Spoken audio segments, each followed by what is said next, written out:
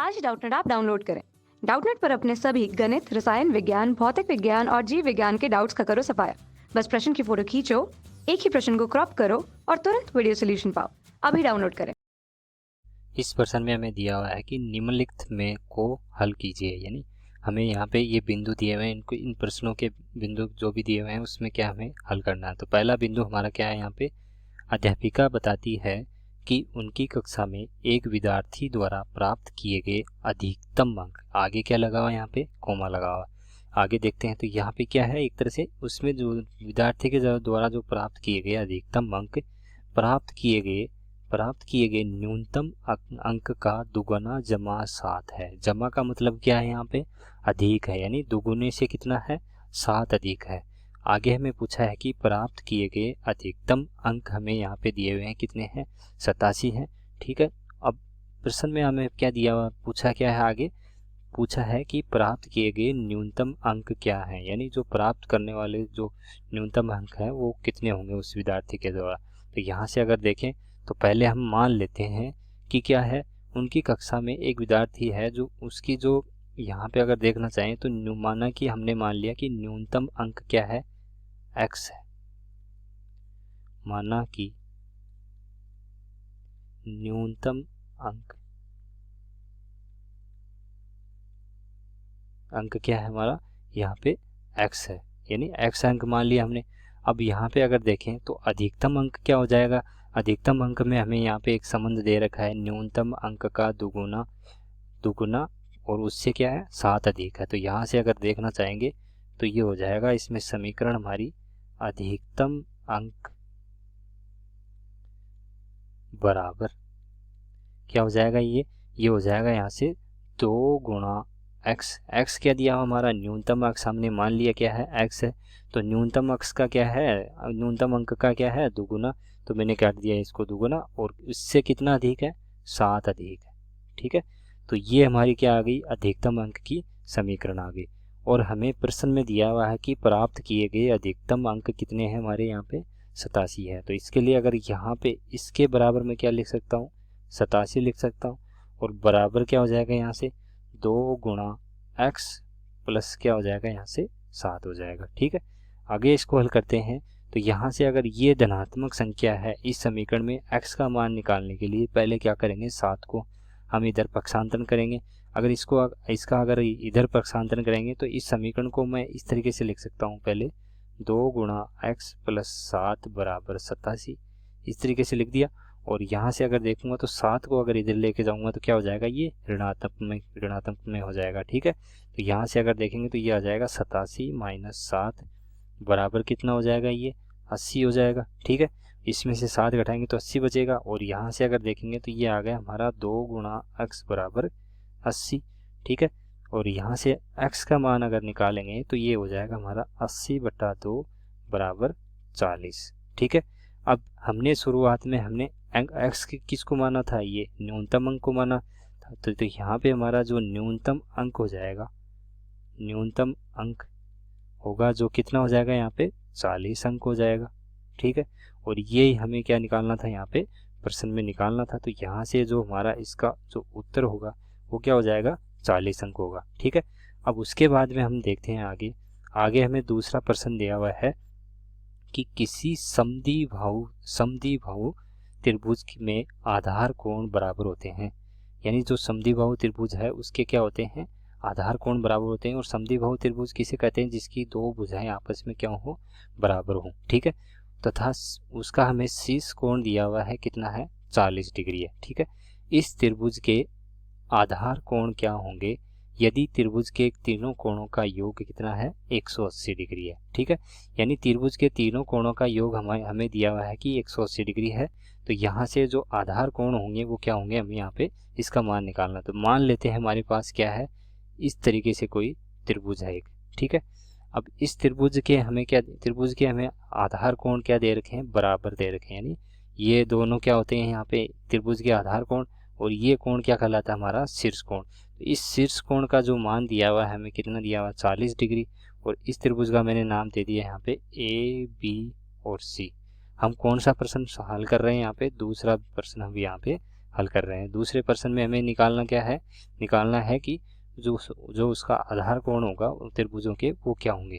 तो यहाँ से दोनों आधार कोण हमें समान दे रखे, तो मान लेते हैं दोनों कोण हमारे क्या हो जाएंगे, यहाँ से x हो जाएंगे। ठीक है। अब चूंकि हमें यहाँ पे दिया हुआ है कि त्रिभुज के तीनों कोणों का योग क्या होता है, यहाँ पे 180 डिग्री होता है, तो यहाँ पे मैं लिख दूंगा त्रिभुज के तीनों कोणों का योग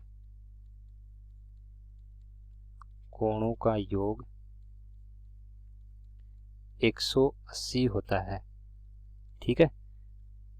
तो यहाँ से अगर देखेंगे तो ये तीनों कोणों का अंदर वाले जो कोण है अंतर कोणों का योग क्या होना चाहिए, हमारा 180 डिग्री के बराबर होना चाहिए। तो यहाँ से अगर देखूंगा तो x प्लस x और प्लस 40 बराबर क्या होना चाहिए, हमारा 180 डिग्री के बराबर होना चाहिए। ठीक है।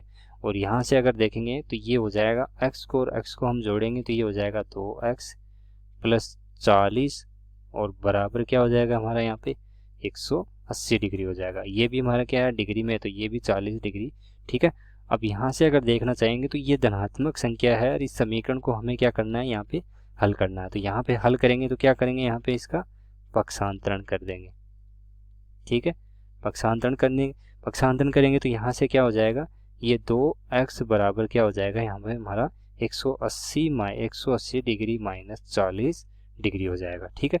और यहाँ से 180 में से अगर 40 घटाते हैं तो हमारे पास क्या बचता है, 2x बराबर बचेगा यहाँ पे 140 डिग्री। ठीक है। अब हमें पता है कि ये 2 क्या है, इस x के साथ क्या है, हमारे गुणा में है। तो यहाँ से अगर इसको अगर हल करेंगे तो इधर चला जाएगा तो क्या हो जाएगा, ये भाग में चला जाएगा। यानी जो x का मान होगा हमारा क्या होगा, यहाँ पे 140 डिग्री बटा क्या हो जाएगा, 2 हो जाएगा। इसका मतलब अगर इसमें से 2 का भाग देंगे तो क्या होगा हमारा यहाँ पे, ये आ जाएगा 70 डिग्री। यानी जो x बराबर है हमारा क्या हो गया, यहाँ पे 70 डिग्री आ गया। ठीक है। तो हमें जो यहाँ पे दो आधार कोण था, आधार कोण का जो मान निकालना था यहाँ पे, वो हमारा क्या हो गया, यहाँ पे 70 डिग्री आ गया। ठीक है। अब देखें तो आधार कोण हमें क्या दे रखे हैं, त्रिभुज के समान दे रखे हैं। तो इसका मतलब क्या है, यहाँ पे हमारे दोनों कोण क्या हो जाएंगे, एक तरह से 70 डिग्री के हो जाएंगे दोनों। ठीक है। तो इस तरीके से क्या है, हमारा ये प्रश्न हल हो गया। अब हम बात करते हैं तीसरे बिंदु के इसकी। ठीक है। तीसरा बिंदु में हमें दिया हुआ है, इसमें तीसरे बिंदु में क्या दिया है वो देखते हैं कि सचिन द्वारा बनाए गए रनों की संख्या राहुल द्वारा बनाए गए रनों की संख्या की दुगुनी है। यानी जो सचिन ने जो रन बनाए थे वो राहुल द्वारा बनाए गए रनों की संख्या के कितने थे, दुगुने थे। ये हमें यहाँ पे इसमें समीकरण के रूप में बताया गया है। ठीक है। एक तरह से एक समीकरण दी हुई है। अब वो समीकरण हम बनाएंगे, क्या समीकरण है। ठीक है। उन दोनों द्वारा मिलकर बनाए, आगे हमें दिया हुआ है इसमें कि मिलकर बनाए गए कुल रन एक दोहरे शतक से 2 रन कम है।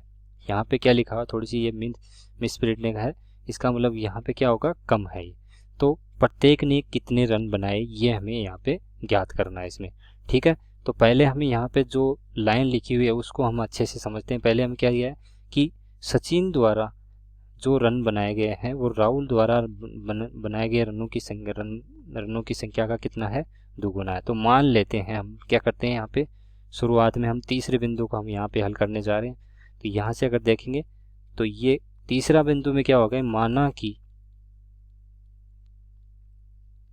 कि राहुल ने, हमने मान लिया कि राहुल ने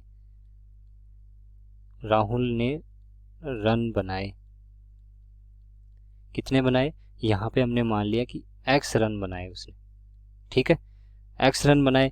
अब उसके बाद में हमें इसमें क्या दिया हुआ है, वो सचिन ने कितने रन बनाए, सचिन ने कितने बनाए, इसके दुगुने बनाए। तो मैं यहाँ पे अगर मैं लिखना चाहूँगा तो क्या होगा, सचिन ने रन बनाए। ठीक है। तो यहाँ से सचिन ने कितने रन बनाए थे उसके समीकरण अगर देखें तो प्रश्न में देखेंगे तो सचिन ने कितने, दुगुने, यानी राहुल द्वारा बनाए गए रनों की संख्या के कितने थे, दुगुने। तो यहाँ पे मैं क्या कर दूंगा, राहुल द्वारा कितने माने थे हमने, x माना है। ठीक है। तो यहाँ से अगर राहुल के द्वारा x माना है तो सचिन के द्वारा कितना हो जाएगा, इसका 2 गुणा x रन हो जाएंगे। ठीक है। अब आगे हम देखते हैं इस प्रश्न में हमें दिया हुआ क्या, आगे थोड़ा सा और देख लो।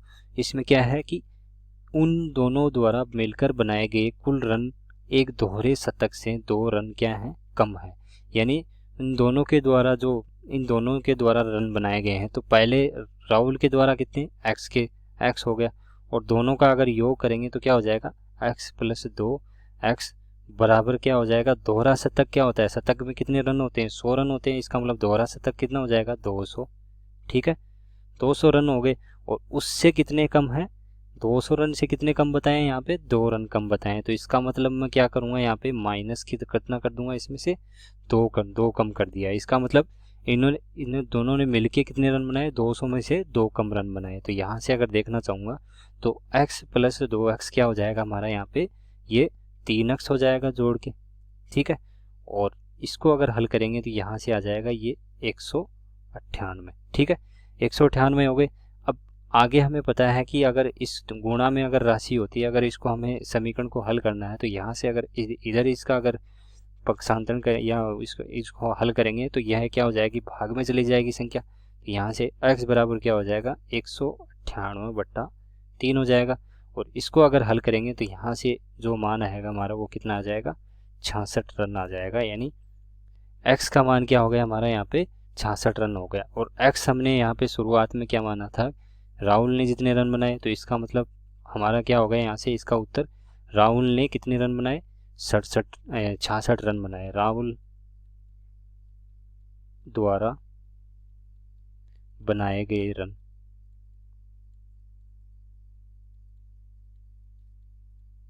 कितने हो जाएंगे, यहाँ से रन हो जाएंगे यहाँ पे 66 रन।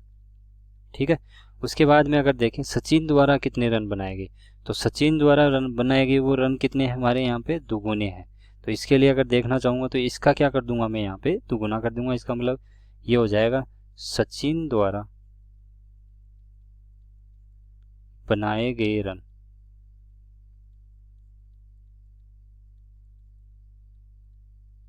बराबर हो जाएगा, यहाँ से कितना हो, इसका कितना है, दुगुना। इसका मतलब इसको अगर हल करेंगे तो ये हो जाएगा 2 गुना 66 हो जाएगा। ठीक है, और 66 को अगर 2 से गुणा करते हैं तो ये हमारा आ जाता है यहाँ पे 132 रन आ जाएगा।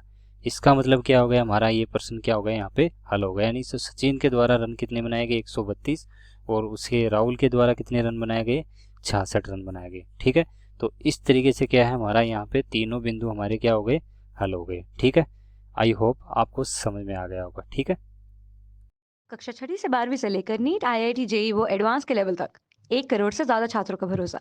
आज ही डाउनलोड करें डाउटनेट ऐप या व्हाट्सएप करें अपने सारे डाउट्स 8400 400 400 पर।